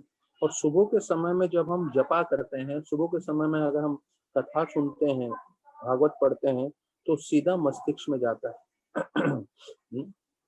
तो वो बता रहे थे कई चीजें उनके बारे में कि जब घोड़ा होता है, घोड़ा हम लोग ने बम्बई में भी देखा है, चौपाटी साइड में या कई होते हैं ना घोड़ा गाड़ी लगाते हैं, तो घोड़े के आंखों में दोनों साइड वो जो है एक ऐसा पुट्ठा जैसा लगाया रहता है। तो उसका उद्देश्य क्या है कि घोड़ा ना दाएं देखे बाएं देखे सीधा भागता रहे। तो कहते हैं हमें भी जीवन में वैसे ही करना चाहिए, ना दाएं देखना है ना बाएं देखना है, जो हमें भक्ति का मार्ग मिला है उसको पकड़ के चलना है। और वो अयोध्या में बैठ के आज सुबह को प्रवचन दे रहे थे, तो अयोध्या में बोल रहे थे कि वो सुबह सुबह गए जपा करने के बाद थोड़ा वॉक करने के लिए, तो बोल रहे थे उधर के साधु आज भी सरायू नदी में स्नान करने के बाद तिलक विलक धारण करने के बाद अपने जगह पे बैठ के जो है वो पाठ कर रहे थे रामचरितमानस का। सब साधु लोग अपना अपना रामचरितमानस का पाठ कर रहे थे। और ये भारत की संस्कृति है कि हर कोई जो है अपना खुद का भजन करता है, जिससे वो अपना संपर्क भगवान से बनाता है। और जब शाम का समय आता है तो वो सभा में सभी लोगों के साथ बैठ के चौपाई पे जो है वही कथा करता है। तो ये हमारी संस्कृति है और उस संस्कृति से हम जितना जुड़े रहेंगे उतना हम बाहर की चीजों से प्रभावित नहीं होंगे। और जो है वो एक जो है इसके ऊपर उन्होंने काफी चीजें बताई, पर फिर एक और चीज वो बता रहे थे कि कैसे माता सीता ने प्रभु श्री राम को एक चीज बताया, संग का असर कितना होता है। यहाँ पे हम देख रहे हैं ध्रुव महाराज जो है संग बोल रहे हैं कि मुझे भक्तों का संग चाहिए। अब यही चीज रामायण में पूरा वर्णन है, वाल्मीकि मुनि ने स्वयं लिखा है ये चीज, तो इसका मर्म बहुत जरूरी है। तो जब सब साधुओं ने प्रभु राम से ये प्रार्थना की कि दंतकरण्य के जंगल में कि ये जो राक्षस है वो हमें बहुत पीड़ा दे रहे हैं, हम भजन नहीं कर पा रहे हैं, तो राम भगवान ने बोला अवश्य जो है मैं उन सबका अंत करूंगा। तो सीता माता ने बताया प्रभु राम को कि 3 तरह के पाप होते हैं। एक, अगर कोई झूठ बोलता है, दूसरा अगर कोई अवैध पुरुष या स्त्री संग करता है, और तीसरा अगर कोई निर्दोष लोगों को मारता है। और वो बोलने लगी कि आप अवश्य राक्षसों का अंत करें, लेकिन कोई निर्दोष राक्षस रहेगा तो उसको कृपा करके आप नहीं मारें। और ऐसा बोलते हुए माता सीता एक कहानी सुनाती हैं जो सीता माता राम जी को सुना रही हैं। और वही चीज अभी हम लोग सुनते हैं, ये बतलाने के लिए कि संघ का असर कैसा रहता है। तो एक साधु है, वो साधु खूब तपस्या कर रहे होते हैं और वो तपस्या करके इतने शक्तिशाली होते हैं, बन रहे थे कि इंद्र को डर लगता है कि अपनी तपस्या से वो मेरी पदवी नहीं प्राप्त कर ले। तो इंद्र जो है उनके पास जाते हैं और बोलते हैं उस साधु को कि मैं दूसरे कार्य के लिए जा रहा हूँ, आप ये जो तलवार है मेरा थोड़ा संभाल के रखिएगा। और ऐसा बोल के इंद्र चले जाते हैं। तो ये साधु को लगता है तपस्या करते हुए कि नहीं, ये तलवार तो साक्षात इंद्र का है, तो मुझे ध्यान से रखना है। तो उसका खूब ध्यान रखते हैं, स्वयं अपने पास रखते हैं। और धीरे धीरे वो तलवार से आसक्त हो जाते हैं, और आसक्त होते होते वो तलवार का दुरुपयोग करके जानवरों को मारने लगते हैं। तो ये सीता माता राम जी को बोल रही हैं कि कैसे ये साधु थे, वो इतने ध्यान में थे कि इंद्र को लगा वो मेरी पदवी ले लेंगे, और उनका ध्यान भ्रष्ट करने के लिए उन्होंने उनको सिर्फ तलवार दिया, और ये तलवार प्राप्त करके उनका मन इतना विचलित हो गया कि फिर वो जानवरों को मारने लगे। तो वो बोल रहे हैं सीता माता राम जी को कि आपके पास धनुष बाण है, आपके पास शक्ति है, तो आप कभी उसका दुरुपयोग मत करिएगा, क्योंकि संग में व्यक्ति बदल जाता है। जैसे ये साधु तलवार के संग में जो है उनका मन बदल गया, वो भी अपराध करने लगे, मारने लगे जानवरों को। तो ये चीज यहाँ बताया गया है कि ध्रुव महाराज संग के बारे में प्रार्थना कर रहे हैं। अब देखिए, भले लॉकडाउन चल रहा है, पर अभी जो है आज जय पताका महाराज का भी प्रवचन था। जय पताका महाराज बता रहे थे हजारों की संख्या में लोग जो है जुड़ रहे हैं भक्ति से इस लॉकडाउन में, क्योंकि लॉकडाउन में लोगों के पास ज्यादा कार्य नहीं है, बाहर नहीं घूम सकते। तो हजारों की संख्या में लोग जो है, कहीं पे गीता कंपटीशन किया जहाँ 10,000 लोगों ने भाग लिया, दूसरे जगह हजारों की संख्या में लोग जुड़ रहे हैं। तो हमें समझना चाहिए कि कोई भी तरीका हो जो है भक्ति से जोड़ने की कोशिश करनी चाहिए, क्योंकि ये संग ही लोगों को बचा सकता है। अब देखिए, प्रभुपाद का तात्पर्य ये बहुत महत्वपूर्ण तात्पर्य में से एक है। तो इसका फर्स्ट लाइन प्रभुपाद बताते हैं ध्रुव महाराज साक्षात भगवान। देखिए, अभी हमें तो भगवान का साक्षात्कार दर्शन नहीं हुआ है, लेकिन जब भगवान का दर्शन जिनको हुआ है तो वो क्या मांग रहे हैं भगवान से? तो बोल रहे हैं मुझे शुद्ध भक्तों का संग चाहिए, पहला। और ऐसे शुद्ध भक्तों के संग में जो है सिर्फ शुद्ध भक्ति की बात होती है, भगवान की सेवा की बात होती है। तो प्रभुपाद बोल रहे हैं भक्ति बिना भक्तों के संग के कभी संपूर्ण नहीं होगी। अगर हम भक्ति की बात करते हैं तो भक्ति के लिए भक्तों का संग अति आवश्यक। हाँ, तो इसलिए मैंने पहले बताया, मैं फिर दोहरा रहा हूँ कि हम लोग मीराबाई को या मीराबाई का कहीं वर्णन आप इस्कॉन में नहीं देखेंगे, ना ही हम उनको इतना स्वीकार करते हैं। ऐसा नहीं है कि मीराबाई शुद्ध भक्त नहीं है या उन्होंने शुद्ध भक्ति नहीं की है, पर मीराबाई ने जो है गुरु को स्वीकार नहीं किया। आप कहीं भी नहीं देखेंगे मीराबाई के कोई गुरु थे, या गुरु थे तो उसका ज्यादा मुझे प्रमाण नहीं मालूम है। इसलिए हम मीराबाई का जो है कभी भी नाम नहीं लेते हैं हमारे प्रवचनों में। पर वो भी प्रामाणिक भक्ति, और कृष्ण भगवान कोई प्रामाणिक भक्ति करता है तो उनको स्वीकार करते हैं, और कृष्ण भगवान उनको पूरी तरह से जो है भक्ति में मदद की और उनको भगवत धाम भी लेके गए। लेकिन क्योंकि उन्होंने गुरु को स्वीकार नहीं किया था मीराबाई ने, इसलिए ज्यादा उसका उल्लेख नहीं आता है। तो यहाँ पे प्रभुपाद बता रहे हैं भक्ति मतलब भक्तों के साथ, इसलिए हमने ये अंतर्राष्ट्रीय कृष्ण भावनामृत संघ किया। तो अगर कोई सोचता है मैं इस्कॉन से दूर रह के कृष्ण भक्ति में प्रगति कर लूंगा, तो वो इज इन ग्रेट हेलुसिनेशन। अब हेलुसिनेशन मतलब एक भ्रम, भ्रम या तो भ्रम मतलब हिंदी में जो बोलते हैं ना कि वो अपने ही दुनिया में है। हाँ, वो असंभव है, it is not possible. Proper लिख रहे हैं आप भक्तों के संग से बाहर जाके भक्ति कभी नहीं कर पाओगे, तो भक्तों के संग में रह के ही भक्ति कर पा रहे हैं। तो देखिए, अभी हम लोग सब जानते हैं कि हाँ भक्ति करना है, भक्ति के मार्ग से हम भगवत धाम जा सकते हैं। तो हमें भक्तों का संग पकड़ के चलना है जीवन पर्यंत, और भक्तों का संग जो है वो हम जपा और भागवत के द्वारा कर रहे हैं। तो मेरा फिर से रिक्वेस्ट रहेगा, भागवतम में कई भक्त लोग मिलते हैं पर सुबह जपा में नहीं जुड़ पाते हैं कई भक्त। तो मेरा सिर्फ हाथ जोड़ के विनती है, आप लोग जपा में भी जुड़िए, तो क्या आप संग में रहोगे। और संग इतना शक्तिशाली है, मैं कई बार नहीं पहुंचता हूँ सुबह को जपा में, तो मुझे फोन आ जाता है, तो मुझे बोलना पड़ा। हमारे एक जो है राजस्थान के एक मित्र हैं, उनके शायद माता जी भी सुन रही हैं, करुणा सरस्वत रवि जी करके हैं। तो 2 दिन में नहीं आ पाया था क्योंकि छोटा मेरा लड़का जो है रात रात भर जगा रहा था और सो नहीं रहा था। तो मैं सो ही रहा था रात को काफी देर से, तो फिर सुबह उठ नहीं पाया, मैं जपा के लिए नहीं आ पाया। तो उनका फोन आ गया, प्रभु जी आपकी तबीयत तो ठीक है ना? मैं बोला हाँ ठीक है। तो मतलब इतना ध्यान रहता है कि अगर कोई भी इसमें जप सर्कल में बार बार आने के बाद बंद हो जाता है तो तुरंत लोगों को लगता है अरे क्यों नहीं आ रहे हैं, क्योंकि एक दूसरे को सब देख रहे हैं। तो ये अच्छी बात है एक तरह से। और मैं भी बोल रहा हूँ कि जब मेरा मिस हो जाता है सुबह का जपा तो मुझे भी लगता है अरे उठना चाहिए था, जपा में आना चाहिए था, मिस हो गया मेरा। तो देखिए इस संघ में एक बार आप प्रवेश करेंगे तो ये संघ का असर रहेगा जो आपको प्रेरणा देगा रोज जपा करने के लिए, रोज भक्ति करने के लिए। तो यहाँ पे तीसरे स्कंद जो हमने चर्चा कर चुके हैं, 25वें अध्याय का 25वां श्लोक प्रभुपाद बोल रहे हैं, सताम प्रसंग मम वीर्य संविदो भवन्ति हृत कर्ण रसायन। तो ये श्लोक का वर्णन करके बोल रहे हैं कि वहां पे भी स्वयं कपिल देव जो स्वयं विष्णु भगवान के अवतार हैं, वो भी यही चीज बता रहे हैं कि भक्तों का संग सबसे सबसे शक्तिशाली है।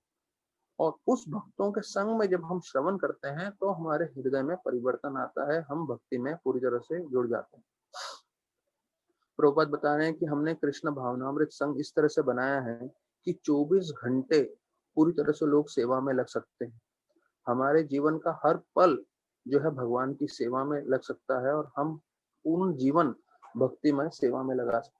अभी देखिए आज आखिरी दिन है महाराज का कार्तिक यात्रा का, 4 दिन से चल रहा है।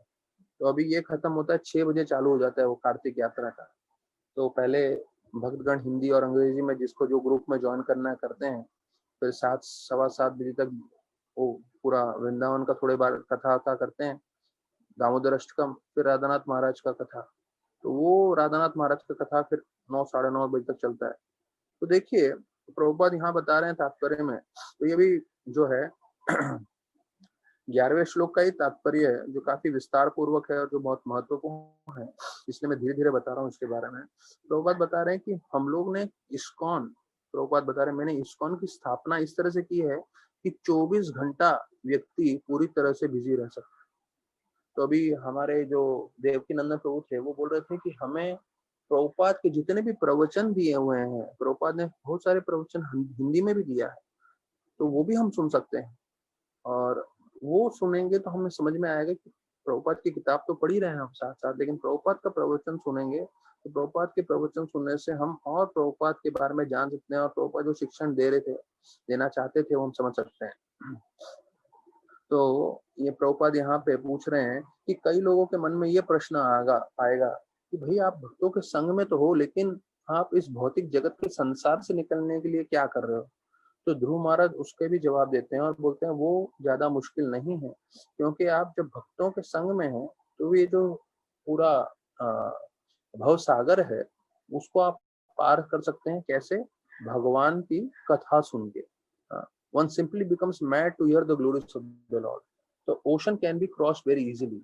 तो जो भव सागर में हम फंसे हैं उसका देखिए, ये जैसे मैंने पहले बताया हुआ है, ये बार बार दोहराया जाएगा। फर्स्ट कैंटो से लेके second canto, third canto, fourth canto, जो भी भगवान से प्रार्थना कर रहे हैं वो सब यही बोलेंगे कि आपको आपका भक्तों का संग चाहिए और भक्तों के संग में हमें हरि कथा श्रवण करना है। इस श्लोक में भी कथा अमृत के समान बताया गया है। वो अलग चीज है, जैसे हमें इसका अनुभव नहीं है अमृत का, लेकिन ये कथा अमृत ही है। और अगर ये अमृत हम प्राप्त करते रहेंगे, भले ही हमें अच्छा लगे ना लगे, भले ही हमें मजा आ रहा हो ना आ रहा हो, लेकिन ये अमृत हमें आध्यात्मिक जगत पे पहुंचा सकता है। भी हमारा सबका परीक्षा यही है कि हम ये जो है अमृत जीवन पर्यंत ले पाएंगे कि नहीं। तो एक एक दिन से प्रारंभ करते हैं और एक एक दिन जो जुड़ा रहेगा उसका कामयाबी निश्चित होगी। भगवत गुना कथा, तो यहाँ पे बता रहे हैं for anyone who persistently engages in hearing the topics of the lord from Shrimad Bhagavad Gita, Shrimad Bhagavatam and Charitamrita. तो प्रभुपाद देखिए यही शब्द बोल रहे हैं जो मैंने अभी आप लोगों को बताया। कोई भी एनीवन हु एंगेजेस परसिस्टेंटली मतलब जो है रोज निश्चित रूप से वो भगवान की कथा सुनता रहे। गीता, भागवतम और चैतन्य चरितामृत, 3 चीज बोला है। तो अभी हम लोग भागवत कर रहे हैं और साथ साथ हमारा उद्देश्य है गीता और चैतन्य चरितामृत भी करना। तो प्रभुपाद बोल रहे हैं कि हमें इस मार्ग की तरफ आसक्त होना चाहिए। कैसे आसक्त होना चाहिए? जैसे कोई शराबी शराब की तरफ आसक्त हो जाता है। तो एक शराबी शराब की तरफ आसक्त हो जाता है तो मैंने बताया हुआ है कि वो हमेशा शराब के बारे में बात करेगा, हमेशा शराब पिएगा। अगर कभी वो बहुत दुखी होगा तो दुखी में शराब पिएगा, कभी कोई एकदम खुशी का अवसर होगा तो बोलेंगे अरे आज तो पार्टी करनी चाहिए, शराब पिएगा। अगर कुछ काम करने को नहीं है तो बोलेगा चलो शराब पीते हैं। रोज शाम को बोलता है ना, लोगों की बॉटल आ जाती है, लोग अपना पीते रहते हैं। तो ये होता है एडिक्शन। तो जैसे कोई शराबी शराब की तरफ आसक्त हो जाता है, उसी प्रकार से हमें आसक्त होना चाहिए भगवान की कथा के लिए। मतलब कोई भी अवसर हो, हमें रोज भगवान का श्रवण करना ही है। फिर बोलते हैं कि ये जो भौतिक समुद्र है, भौतिक जगत है, उसको एक अग्नि के समान बताया गया है। हम लोग सुबह को भी गाते हैं हमारे गुरु अष्टक में, संसार दावा नल लोका। ये संसार जो है अग्नि के समान है और पूरा जो है अग्नि में झुलस रहा है। और जो भक्त होता है उसके लिए संसार अग्नि जैसा नहीं रहता है। क्यों? क्योंकि वो उसका मन पूरी तरह से भक्ति में लगा रहता है। अब ये देखिए, वास्तविक रूप में संसार अग्नि के समान है। जैसे मैंने आपको कल बताया था, हर एक सेकंड में लोग मर रहे हैं सिर्फ स्मोकिंग के कारण, सिर्फ सिगरेट के कारण। अभी मैंने ड्रिंकिंग का, अल्कोहल का, ड्रग्स का और बाकी सब चीजों का स्टेटिस्टिक्स नहीं लाया हूँ, सिर्फ स्मोकिंग के कारण। हाँ, तो 3600 लोग, हम जब 1 घंटा का प्रवचन करते हैं 4 से 5, तो हर 1 घंटे में जब हमारा प्रवचन चल रहा है, विश्व में 3600 लोग सिर्फ स्मोकिंग, सिगरेट पीने से मर रहे हैं। हर 1 सेकंड में एक व्यक्ति मर रहा है पूरे विश्व में, और ऐसा ये कंटिन्यूस चलता रह रहा है स्मोकिंग की बुरी आदतों से। तो हम इस पृथ्वी पे जहाँ रह रहे हैं, वहां पे लोग ऐसे गलत आदतों से फंसे हुए हैं, जो हर पल लोग मरते जा रहे हैं। तो ये परिस्थिति है, और उसका मार्ग है सिर्फ एक, वो है हरि कथा। हरि कथा सुन के उनका जीवन में परिवर्तन आ सकता है। हमारे इस्कॉन में भी लोग जुड़ते थे जो 30-40 सिगरेट पीते थे रोज का, और फिर इस्कॉन में जुड़ गए और बाद में अपने आप सिगरेट छूट गया और कोई उनको प्रॉब्लम नहीं है। क्यों? क्योंकि भक्ति की शक्ति से उनका मन में परिवर्तन आया। तो यहाँ पे बता रहे हैं कि ये संसार जो है पूरा दावानल है, अग्नि के समान है, पर एक भक्त जो है उसको ये अग्नि का प्रभाव नहीं पड़ता। वो इस भौतिक जगत में रहता है, लेकिन उसको फिर भी ये जो है भौतिक जगत में आनंद की प्राप्ति होती है। क्यों? क्योंकि वो भगवान से जुड़ा हुआ है, भगवान की कथा, भगवान की कीर्तन, भगवान की सेवा से जुड़ा हुआ है। तो ये बहुत मुख्य है, और मैं बहुत दुखी होता हूँ ये देख के कि हमारे भक्तगण भी इस कथा से नहीं जुड़ रहे हैं। वो, मैं ही नहीं कहता हूँ कि वो मेरे साथ जुड़े, अगर वो कहीं और जुड़ रहे हैं तो मेरा पूरा आशीर्वाद है उनके साथ। लेकिन अगर वो मेरे साथ भी नहीं जुड़ रहे हैं और वो कहीं और भी नहीं जुड़ रहे हैं, तो वो ये संसार का जो दावानल है उससे नहीं बच पाएंगे, वो उस अग्नि में पूरी तरह से प्रविष्ट हो जाएंगे। लेकिन जो भक्त होता है उसको बताया जाता है, भले ही संसार में अग्नि लगी हुई है, क्योंकि वो भगवान के संपर्क में है, भगवान की कथा, भगवान की भक्ति से जुड़ा हुआ है, तो वो इस संसार के दावानल में भी आनंद प्राप्त कर लेता है। विश्वम पूर्णम सुखायते, प्रभुपाद लिख रहे हैं कि जो पूरा विश्व है वो भी उसको सुख का अनुभव देता है। भले ही वो दावानल है, भले ही वो अग्नि है। जो हमने पिछले अध्याय में चर्चा किया था, देवतागण प्रार्थना करते हैं, उसमें बोलते हैं कि आपकी कथा, आपकी भक्ति किसके समान है? जैसे कोई हाथी अग्नि से परेशान हो जाता है और वो एक जलाशय, एक जो नदी है या पानी का सरोवर है उसमें प्रवेश कर जाता है, तो जंगल में लगे हुए आग से उसको विचलित नहीं होता। तो उसी प्रकार से आपके भक्तगण जो आपकी भक्ति कर रहे हैं, आपकी सेवा कर रहे हैं, आपका श्रवण कर रहे हैं, वो उससे प्रभावित नहीं होते। तो ये एक सत्य चीज है। ये सिर्फ देवतागण ने प्रार्थना किया है, भागवतम में श्लोक के हिसाब से गीता में और बार बार वर्णन किया जो भागवतम में, वैसा नहीं है। ये एक सत्य चीज है। जब हम इसमें पूरी तरह से निविष्ट हो जाएंगे, पूरी तरह से हमारा मन लग जाएगा, तो हम वास्तविक रूप से बाहर की चीजों से प्रभावित नहीं होंगे।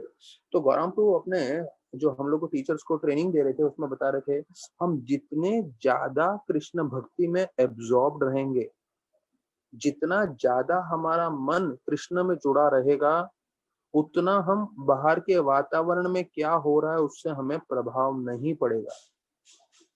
तो बाहर के वातावरण में जो है, पूरी तरह से आप कोविड बोल सकते हो या दूसरा प्रदूषण भी है।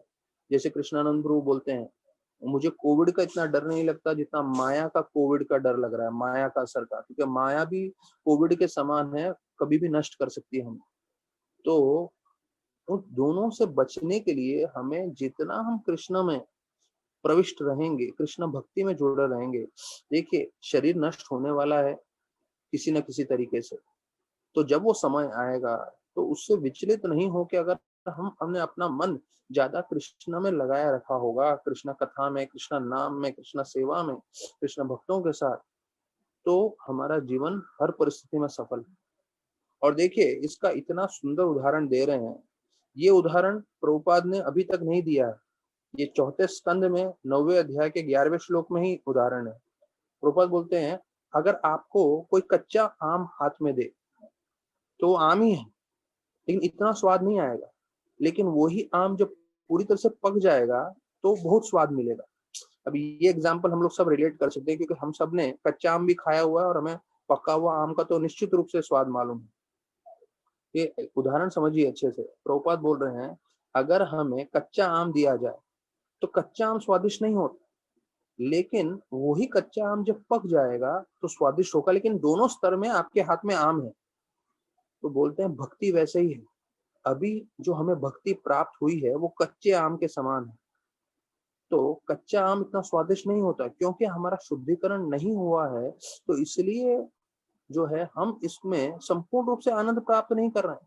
हमें लग रहा है अरे यार क्या सुबह सुबह प्रभु जी हर बार जपा जपा जपा करते हैं, सोने नहीं देते, रोज शाम को 4 बजे भागवतम है। जब से लॉकडाउन हुआ है मेरे परिवार वाले भी, मेरे घर में मेरी मिसेज और वो लोग भी बहुत परेशान है, क्या प्रभु जी कभी बंद नहीं करते, छुट्टी नहीं देते, ना खुद छुट्टी लेते हैं ना दूसरों को छुट्टी देते हैं करके वो लोग भी भड़के हुए हैं मेरे पे। लेकिन समझिए ये जो भक्ति है हमें स्वाद नहीं मिल रहा है, पर ये कच्चे आम के समान है अभी। तो कच्चा आम अभी स्वादिष्ट नहीं लग रहा है, लेकिन जैसे जैसे हमारा शुद्धिकरण होगा, तो अगर कोई आपको एल्फेंसो मैंगो जो है केमिकल द्वारा नहीं, पेड़ पे पूरा पका हुआ, हम्म, जैसे हमारे जीवी फार्म से जो आता है मैंगो, वो केमिकल कुछ नहीं डालते, वो लोग बिल्कुल पेड़ से निकाल के फिर घास में पका के देते हैं। तो वो एक ऑर्गेनिक मैंगो का जो स्वाद होता है, जो मुझे मालूम है अधिकांश लोगों ने खाया होगा, जो उसको मैं कथा सुना रहा हूँ सबको मालूम है, तो बोलते हैं वैसा मीठा स्वाद है, वही भक्ति है।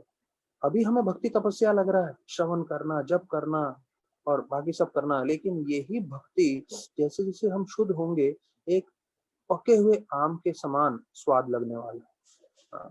और प्रभुपाद बोल रहे हैं कि ये भक्ति जो है वो पूरी तरह से सार्थक है, अभी के स्तर पे, भविष्य के स्तर पे, लेकिन क्योंकि अभी हमारे मन में अनर्थ है इसलिए हम उसमें इतना आनंद भोग नहीं पा रहे हैं, लेकिन जैसे जैसे हमारा शुद्धिकरण होता रहेगा फिर हम उसमें पूरी तरह से आनंद प्राप्त कर पाएंगे।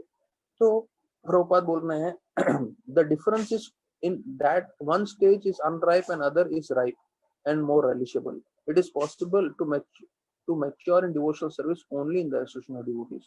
तो बोल रहे हैं कि हम कैसे परिपक्व बन सकते हैं भक्तों के संग में। तो भक्तों के संग में जो हम जुड़े हुए हैं, भक्तों का संग नहीं छोड़ना है, भक्तों के संग में हमें भक्ति करते रहने हैं और उसका फल ये हमें प्राप्त होगा, जो कच्चा आम है पूरा पक जाएगा और उसका हम पूरी तरह से आनंद प्राप्त कर पाएंगे। जितना हम शुद्धिकरण करेंगे, जितना हम मेहनत करेंगे, तो उतना हम प्रगति करेंगे। मैं जैसे आपको बता दूं, इंस्टीट्यूशन आपको सिर्फ मार्गदर्शन करेगा, मेहनत हर एक व्यक्ति को करना है।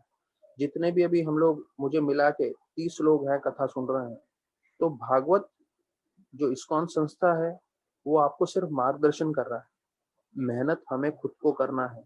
आपके लिए कोई और आके माला नहीं उठाएगा, आपको ही माला उठाना पड़ेगा। और सुबह ब्रह्म मुहूर्त में या जब भी आप उठते हैं तब माला करना पड़ेगा आपके शुद्धिकरण के लिए। जितना आप अपना शुद्धिकरण करोगे उतना आपको कृष्ण का कृपा मिलेगा, कृष्ण आपको मार्गदर्शन करेंगे। और ये जो संसार दावानल है उसमें जैसे प्रभुपाद बोलते हैं विश्वम पूर्ण सुखाय को, भले ही आग लगी हुई है, क्योंकि अगर आपका मन पूरी तरह से कृष्ण भावनामृत रहेगा तो इस आग लगी हुई दुनिया में आप पूरी तरह से सुरक्षित रहेंगे, संतुष्ट रहेंगे, आनंदित रहेंगे। और इतना ही नहीं, ये आनंद आप दूसरे लोगों में भी बांटेंगे। तो इसके साथ मैं जो है मैं चाहूंगा सारे भक्तगणों को 11वां श्लोक आप लोग सब मार्क कर लीजिए अपने अपने किताबों में, ये महत्वपूर्ण है। और आप लोग सब इसको खुद भी एक बार पढ़ लें, जिससे आप लोगों को काफी जो है फायदा होगा, और इसको अपने जीवन में भी अपनाने की कोशिश करें। प्रभुपाद का बहुत मुख्य तात्पर्य है। तो 6 बजे से फिर जो है आज आखिरी दिन है यात्रा का, तो वो भाग ले सकते हैं। और उसके बाद 7:30 पौने 8 बजे राधानाथ महाराज का प्रवचन भी है, वो भी जुड़ सकते हैं। बहुत बहुत धन्यवाद सभी भक्तों का। तो हम लोग कल मुलाकात करेंगे। हरे कृष्ण।